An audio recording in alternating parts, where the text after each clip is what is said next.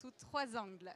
Former plus d'étudiants en France, développer des pôles d'ingénierie à l'international et développer et animer la filière expertise. Je suis entourée d'invités. Chantal Capaler, directrice des ressources humaines au CEA. Karen Defoucault, toi tu es directrice exécutive de l'I2EN, l'Institut international de l'énergie nucléaire. Anne Giraud, tu es directrice déléguée ressources et compétences chez Advance. Et toi, Deepak, tu travailles chez Capgemini en tant que responsable de la transformation Global Shore. Et une première question pour toi. Au CEA, vous êtes un acteur scientifique très engagé et très engagé auprès de la formation des jeunes. Est-ce que tu pourrais nous dire comment vous travaillez avec eux pour développer de nouvelles capacités étudiantes ? Oui, alors, tout d'abord, le CEA est un des membres fondateurs de l'Université des métiers du nucléaire, qui a eu le soutien, a été créé en 2021 avec le soutien de différents ministères et qui œuvre au bénéfice de l'attractivité des métiers de la filière auprès des jeunes et des académiques. Donc, à son actif, il y a un certain nombre d'actions qui concernent, par exemple, l'accompagnement de projets dans les territoires qui visent à développer des formations d'intérêt pour la filière, mais également de rénover des chantiers écoles, de développer des plateformes pédagogiques. On peut noter également aussi le déploiement d'un dispositif de bourse d'études à destination des étudiants en formation initiale dans les métiers en tension. L'ouverture du portail Mon avenir dans le nucléaire, qui permet aux jeunes de découvrir de façon pédagogique nos métiers, ainsi que les offres de poste et d'alternance. Et enfin, depuis septembre 2023, le passeport nucléaire a été créé, qui vise à colorer des formations généralistes avec une composante nucléaire, à la fois pour acculturer les jeunes, pour les inciter à venir dans nos métiers, et puis pour développer des formations généralistes d'intérêt pour nous, sur des thématiques qui nous intéressent particulièrement. Alors, le CEA n'est pas qu'un membre de l'UMN. Le CEA, c'est un organisme de recherche public à caractère scientifique, technique et industriel. Et de par son caractère public, il est en charge il a des missions de service public, et notamment il est très engagé en faveur des jeunes. Alors, à titre d'exemple, chaque année, le CEA accueille 1500 stagiaires, 400 doctorants, 100 postdoctorants. Et il a un fort engagement vis-à-vis de l'insertion professionnelle des jeunes, puisque avec son programme 1000 alternants, donc chaque année, il y a 1000 alternants au CEA. Alors bien sûr, ces jeunes constituent notre vivier, nous aident à alimenter en continu notre vivier, mais le CEA ne peut pas recruter tous ces jeunes-là, et donc ça bénéficie aussi aux autres industriels de la filière. Alors, nos ingénieurs chercheurs sont nombreux également à dispenser avoir des activités d'enseignement, aussi bien dans les écoles d'ingénieurs, dans les universités. Une partie de ces enseignements sont délivrés à l'Institut nucléaire des sciences et techniques nucléaires, Institut national des sciences et techniques nucléaires, qui est un institut du CEA, qui est un organisme d'enseignement supérieur, de formation continue et de spécialisation, et qui accompagne la filière depuis des métiers de l'opérateur jusqu'au métier d'ingénieur. Nous avons également créé un réseau d'ambassadeurs. Ce sont des collaborateurs motivés qui vont sur les forums et qui sont des liens privilégiés avec les étudiants et nos partenaires académiques. Et enfin, on peut noter aussi que le CEA est très engagé pour sensibiliser le jeune public, les futurs jeunes citoyens, à la science.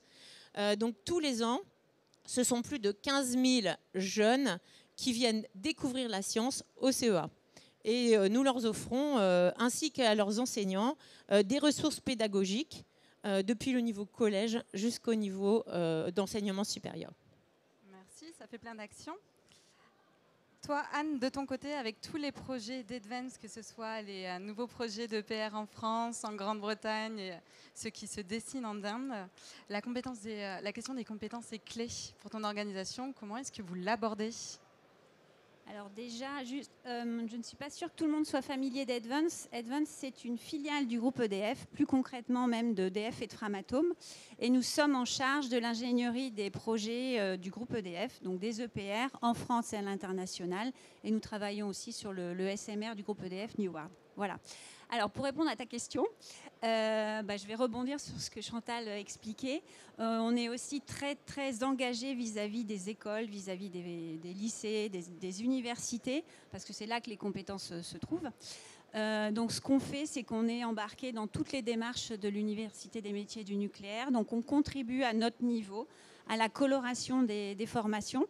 Donc, par exemple, ça va se traduire par la création de travaux pratiques que vont réaliser les étudiants dans leur formation et qui vont leur donner un aperçu le plus concret possible de ce qu'on peut vivre chez nous dans l'ingénierie. Alors, par exemple, on a imaginé un TP qui consiste à concevoir une station d'eau borée.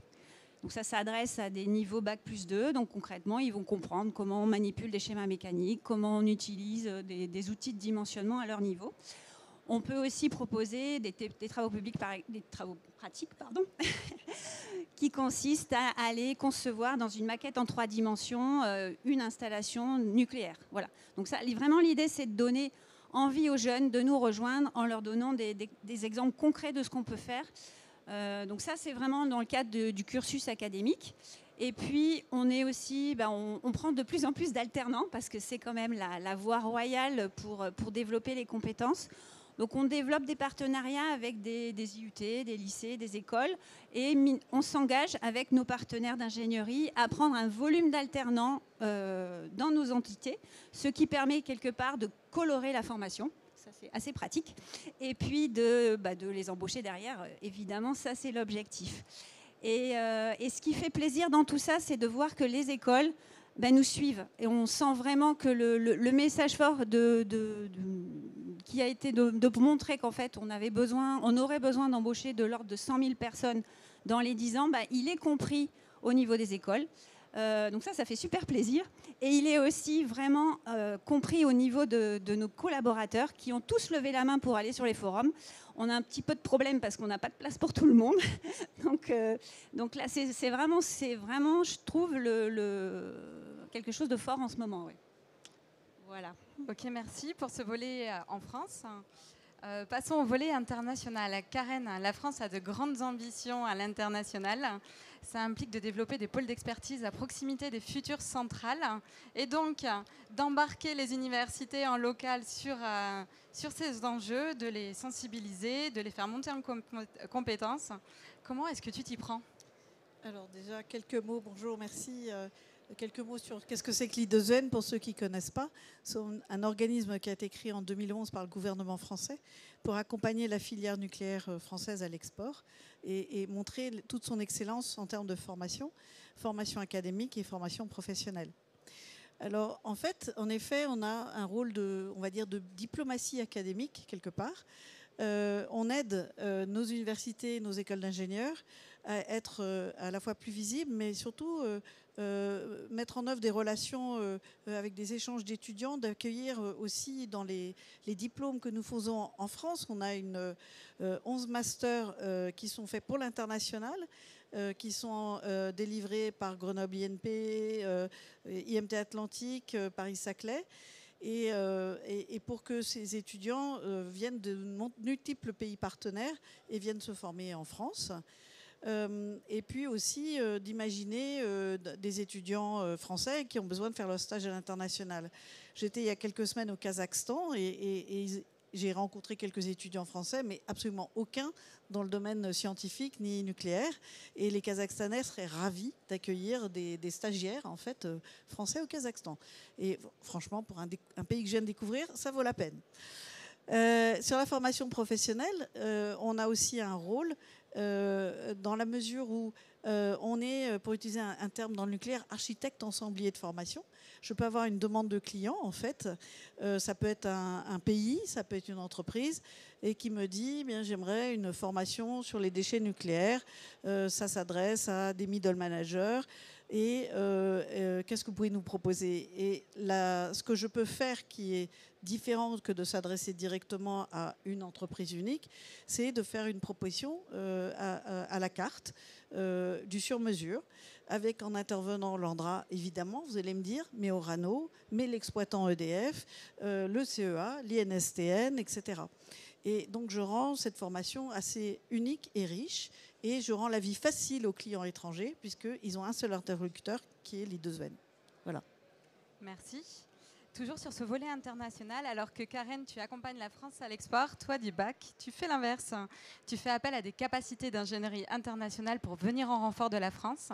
Et si je peux me permettre une petite parallèle avec une autre industrie, l'industrie aéronautique a connu un contexte assez similaire au nôtre il y a une quinzaine d'années, avec de nombreux lancements de programmes avions autour du 350, de l'A400M, de l'A380, dans un contexte de pénurie de talents et avec une volonté d'aller à l'international.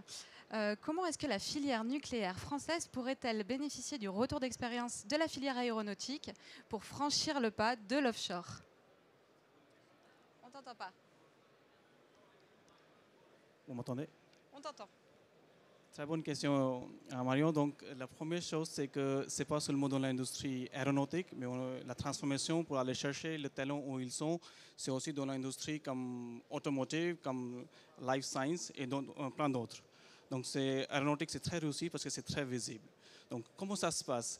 La première chose, c'est un travail ensemble. C'est un travail ensemble, c'est-à-dire entre les clients français, entre les partenaires, si les cas échéants comme le nôtre, et le footprint international qu'on en a. Par exemple, depuis l'aéronautique, on a développé 11 centres d'ingénierie mondiale qui servent nos clients dans toute industrie confondue. Donc ça, c'est la première chose. Deuxième chose, pour bien y arriver, il faut un niveau de commitment, il faut un engagement de management de top niveau avec les partenaires, ou tout seul s'il veut, pour aller dans cette direction. Il faut que ça soit pas « OK, on va faire si on peut ». Non, il faut que ça soit fait. Il faut que ça soit fait parce qu'on a besoin de 10 000 ingénieurs par an en France dans le sens énergie et nucléaire en particulier. Et en short et mid-term, ça reste compliqué à avoir cette talent, cette compétence et cette capacité surtout. Donc, allons-y, en profitons autant qu'on peut dans le monde entier.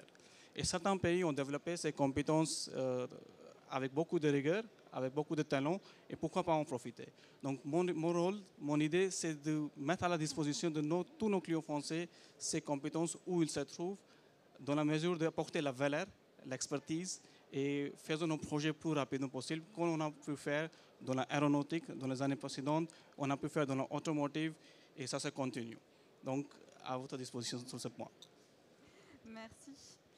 En tant que responsable de la Nuclear Academy, je confirme que notre souhait, c'est d'offrir la même qualité de compétences et les mêmes formations à nos équipes, qu'elles soient en France ou à l'international. Karen, toi, toujours sur ce volet international, il me semble que l'I2EN a créé un label pour valoriser la qualité des enseignements à l'international. Est-ce que tu peux nous parler un petit peu plus de ton offre et des équipes pédagogiques qui t'accompagnent? En effet, depuis 2016, c'est toujours dans le sens de l'attractivité à l'international. Nous avons un label I2EN. Et comment est-ce que les formations sont labellisées? C'est à la demande en fait, des enseignants. J'ai un comité d'experts qui est formé à la fois d'experts industriels et des experts du monde académique qui ensuite font un audit approfondi, regardent les cours, interrogent les élèves, les professeurs et suite à donc un certain nombre de critères, ils attribuent ce label qui est donc valable pendant 5 ans. J'en profite pour dire que j'en ai 3 qui seront relabellisés et donc une cérémonie aura lieu sur le stand I2EN donc demain. C'est quelque chose que j'utilise dans mes échanges avec les délégations qui viennent ici, mais de nombreux entretiens que j'ai à travers le monde, pour donner une idée de la qualité de l'enseignement de ce qu'on fait. Voilà. Ok, merci. Revenons sur le dernier point, comment développer et animer la filière expertise. Quand on développe les capacités, il est aussi essentiel de travailler sur la pyramide de seniorité de nos ingénieurs et ne pas sous-estimer la formation des sachants. Chez Advance, je sais que la formation continue est très importante. Est-ce que tu peux nous expliquer comment tu travailles sur cette filière expertise avec tes équipes ? Tout à fait. Alors, quand Advance a été créé il y a environ 5 ans, on était tous convaincus que sans compétences fortes, on ne ferait pas grand-chose et qu'on aurait bien du mal à faire tous nos projets. Bon, ça, je vous dis quelque chose qui est assez évident. C'est bien de le dire. Après, c'est plus difficile de le faire. Donc, on a travaillé énormément pour mettre la filière expertise vraiment au même niveau que la filière management ou que la filière projet. Donc ça se traduit par des mises en place de communautés, par la mise en visibilité de nos experts, vraiment assurer qu'ils soient à la décision, en appui aux décisions technico-économiques, qu'ils soient visibles. Et donc ça, finalement, ça a plutôt très bien marché. En fait, quand on est ingénieur, c'est quand même chouette de faire une carrière dans la technique et puis d'être à la manœuvre pour être partie prenante de toutes ces décisions. Et donc, le résultat, c'est qu'autant en 2020, je ne vais pas vous dire le chiffre, mais en tout cas, 3 ans plus tard, on a doublé notre effectif d'experts et on en est très content. Et donc, ces experts, ils ne sont pas juste là pour donner des avis éclairés sur les projets, ils sont aussi là pour accompagner les juniors à la montée en compétences. Ça fait vraiment partie de leur mission, de leur cœur de mission. C'est marqué dans leur lettre de mission quand ils sont nommés. Et donc concrètement, ils sont partie prenante de toutes les formations internes qui sont développées dans chaque discipline métier. Ils sont aussi opérationnellement à l'écoute des juniors. Normalement, c'est un peu ambiance porte ouverte ou alors Teams ouverte. Teams ouverte maintenant qu'on est plutôt aussi en télétravail. Et de cette façon-là, ils accompagnent ils sont là pour répondre aux questions qui peuvent être de tout niveau. Ils sont là pour aider à débrouiller tous les points ouverts qui sont souvent nombreux quand on fait du neuf. Et ça marche aussi très bien. Voilà. Donc, le message, c'est vraiment il faut profiter des compétences qu'on a en interne. Il faut évidemment les développer. Mais une fois que c'est fait, c'est vraiment gagnant. Merci. Côté CEA, l'expertise est également au cœur de votre activité. Tu m'as dit que tu investissais énormément dans le développement des compétences et notamment grâce à la formation et l'institut que vous pilotez, mais pas que. Vous développez aussi des compétences en dehors des salles de formation au travers de vos activités de recherche. Quel lien fais-tu entre la recherche et le développement des compétences ? Oui, donc le CEA, c'est vraiment un organisme qui compte beaucoup sur ses compétences et son expertise de haut niveau. Donc, chez nous, la filière expertise, elle est développée depuis longtemps et on l'a fait vivre depuis longtemps. Parce qu'en fait, si le CEA veut pouvoir assurer une prospective scientifique, s'il veut pouvoir s'adapter à toutes les transformations de la science, des sciences et techniques, et s'il veut répondre aux défis qui sont lancés dans un environnement qui est quand même en profonde mutation, ça doit passer par vraiment une filière expertise qui soit de haut niveau. Donc en fait, on compte beaucoup sur nos experts. Donc la filière, elle est organisée. Il y a plusieurs niveaux bien sûr d'expertise. Il y a un niveau qui est consacré, c'est très important, aux techniciens. Donc c'est le niveau référent technique. Et c'est très, très apprécié. On organise des séminaires pour eux. Et ce sont des éléments clés de notre filière, d'autant que ce sont quand même des profils qu'on a le plus de mal à recruter. Donc, il faut qu'on en prenne soin et qu'on les valorise. Évidemment, il y a plusieurs niveaux dédiés au cadre. Et donc, les gens sont sur la base d'un dossier de candidature évalués sur un certain nombre de critères. Alors, leurs profils ne sont pas que purement scientifiques. Cette filière, elle est ouverte aux profils plus techniques, aux gens qui travaillent dans le cadre de la maîtrise des risques, de l'exploitation de nos installations. Et il y a même une voie pour les gens qui travaillent dans l'administration. Ces dossiers de candidature, ces gens sont évalués sur la base d'un certain nombre de critères, qui est bien évidemment la qualité de leurs travaux, mais également ils sont amenés, ils doivent montrer qu'ils sont partie prenante et des acteurs importants dans la transmission des connaissances, de la capitalisation. Ça passe par l'encadrement des jeunes, mais également par le tutorat ou le compagnonnage de leurs collègues. Donc, ils ont des missions très particulières et bien évidemment, ils participent au projet, à la réflexion scientifique, à la prospective scientifique et d'autant plus qu'ils sont élevés dans la filière. Et bien évidemment, ils doivent contribuer au rayonnement national, international. Ils doivent montrer qu'ils participent à des instances de normalisation, des sociétés savantes. Enfin, cela fait partie des critères d'évaluation. Et au bout de 4 ans, si ils ont poursuivi dans cette filière, parce que les filières ne sont pas complètement étanches, on peut basculer vers la filière projet ou vers la filière management et inversement. Et bien alors là, ils vont reproposer un dossier de candidature au niveau où ils étaient avant, mais ou potentiellement à un niveau supérieur. Okay, voilà. Merci. Le micro. Une dernière question pour toi, Deepak, et très rapidement. On a beaucoup parlé de filière expertise. Comment est-ce que tu fais, toi, pour faciliter les échanges et créer la proximité entre les pôles d'expertise qui sont à l'international et ceux qui sont en France? Ok. Donc, pour arriver à cette pôle de proximité à l'international, que ce soit en offshore ou nearshore, je pense qu'il y a 3 clés pour le succès. La première, c'est que co-construction, c'est-à-dire il faut que la solution, quand vous construisez vos projets, vous prenez en compte les équipes chez vous et chez vos partenaires dès le début. Il ne faut pas que ça soit un afterthought, comme on dit en anglais. Il faut que ça se construise dès la première étape. Donc ça, c'est le premier point très important. Le deuxième point important, c'est avoir les échanges entre les différentes équipes. Il faut que les équipes viennent on-site chez vous, chez les clients, dans les premises pour qu'ils s'adaptent avec votre écosystème et l'inverse, et le vice-versa. Il faut que les équipes françaises puissent aller travailler avec leurs collaborateurs où se trouvent. Donc ça, c'est le deuxième point. Troisième point, c'est la partie commitment, c'est la partie trust, c'est la partie big picture. Qu'est-ce que ça veut dire? C'est-à-dire vos équipes, vos différentes équipes, où qu'ils se trouvent au monde, doivent avoir la raison d'être. Pourquoi elle existe cette équipe? C'est quoi leur contribution dans le projet final? Pour qu'ils comprennent c'est quoi les responsabilités, dans quoi ils s'engagent et comment ils contribuent pour le succès du projet. Donc je pense que si on arrive à boucler ces 3 facteurs ensemble, dans nos expériences précédentes avec centaines de clients au monde entier, ce sont les premiers facteurs qui vont garantir qu'on va réussir ce projet en mid to long term. Donc ce n'est pas juste un projet, une instance, mais c'est pour avoir une réussite qui reste, qui est pérenne. Donc, voilà. Merci.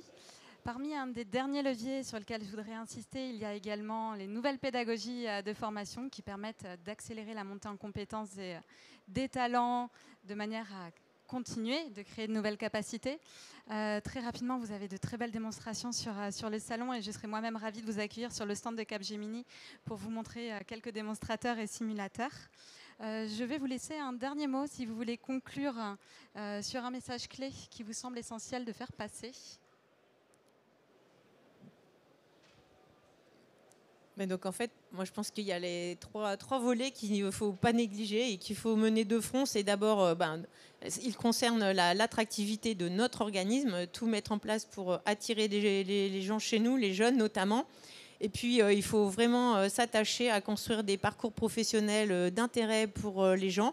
Et donc ça passe par des montées en compétences, qui leur permettront d'évoluer, d'être épanouis et donc d'être fidèles à l'entreprise. Et enfin, c'est la mise en commun de tous les efforts que nous pouvons déployer au bénéfice de toute la filière. Anne? Alors moi, j'ai juste une phrase, je dirais nos collaborateurs sont les meilleurs acteurs de ce développement. En fait, mon message clé, c'est la chose suivante. On est parmi les meilleurs en France. Soyez-en fiers, mais surtout, sachez que tout le monde vous regarde. on a besoin de vous. Et en tant que leader, on se doit être à la tort de ça, notamment dans les compétences, mais pas que. Voilà. Je vais terminer avec le même esprit.